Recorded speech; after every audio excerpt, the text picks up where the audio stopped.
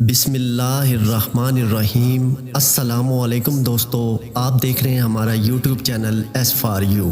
عبداللہ bin Mubarak جو کہ ایک مشہور بزرگ تھے، ان کی عادت تھی کہ ایک سال وہ حج کرتے، دوسرے سال خدا کی راہ میں کافروں سے جہاد کرتے اور تیسرے سال تجارت کرتے۔ تجارت سے انہیں جو نفع ہوتا وہ اپنے شاگردوں اور دوسرے ضرورت مند لوگوں میں تقسیم کر دیتے تھے۔ ایک مرتبہ آپ حج کے لیے گئے، حج سے فارغ ہو گئے تو تھوڑی دیر کے لیے کعبہ شریف میں لیٹ گئے اور ان کی آنکھ لگ گئی۔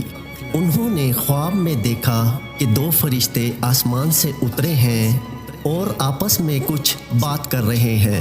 ایک فرشتے نے دوسرے فرشتے سے پوچھا، اس سال کتنے لوگ حج کے لیے آئے ہیں؟ دوسرے فرشتے نے جواب دیا، 6 لاکھ۔ پہلے فرشتے نے پھر پوچھا، ان میں سے کتنے لوگوں کا حج قبول ہوا ہے؟ دوسرے فرشتے نے جواب دیا کہ اس سال اللہ تعالیٰ نے کسی کا بھی حج قبول نہیں کیا۔ فرشتے کی یہ بات سن کر عبداللہ بن مبارک کو بہت رنج ہوا۔ انہوں نے سوچا کہ اتنے لوگ جو دور دور سے آئے ہیں اور سفر کی ہزاروں تکلیفیں اٹھا کر یہاں پہنچے ہیں، ان سب کی تکلیف اور محنت بیکار گئی۔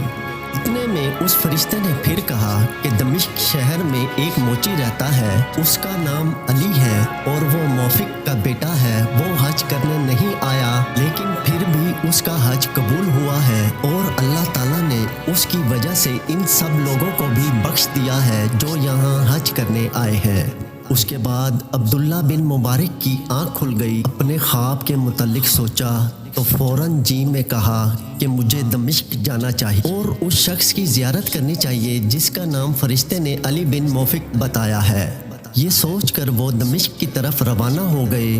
دمشق پہنچ کر انہوں نے اس شخص کا گھر تلاش کیا اور دروازے پر جا کر دستک دی۔ اندر سے ایک شخص نکلا۔ انہوں نے اس سے پوچھا، بھائی آپ کا نام کیا ہے؟ اس شخص نے جواب دیا، علی بن موفق۔ عبداللہ بن مبارک نے کہا، مجھے آپ سے کچھ باتیں کرنی ہیں۔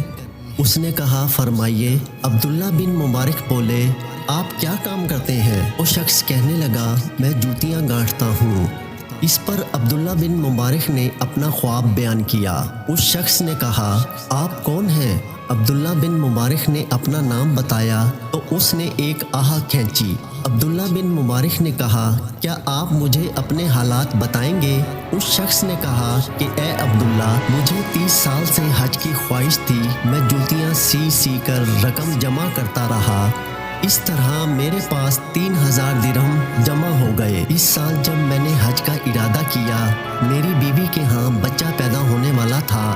ایک روز اس نے مجھ سے کہا کہ آج پڑوسی کے گھر سے گوشت کی خوشبو آ رہی ہے، اس لیے میرے لیے کچھ گوشت وہاں سے مانگ کر لاؤ۔ میں جب پڑوسی کے گھر گیا اور اس سے سالن مانگا تو وہ کہنے لگا کہ 7 دن سے میرے بچوں نے کچھ نہیں کھایا تھا، فاقے سے ان کی جان نکلی جا رہی تھی۔ اتفاق سے میں نے ایک جگہ دیکھا کہ ایک گدھا مرا پڑا ہے۔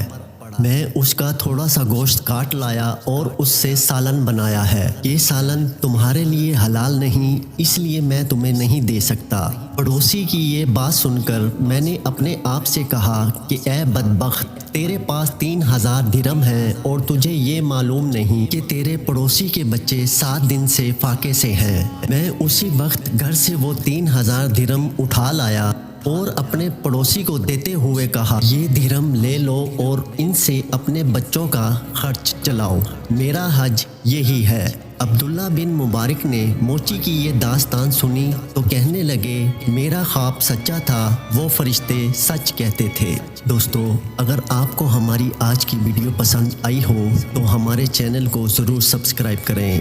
آپ سے ملاقات ہوگی ایک نئی ویڈیو کے ساتھ، تب تک کے لیے اللہ حافظ۔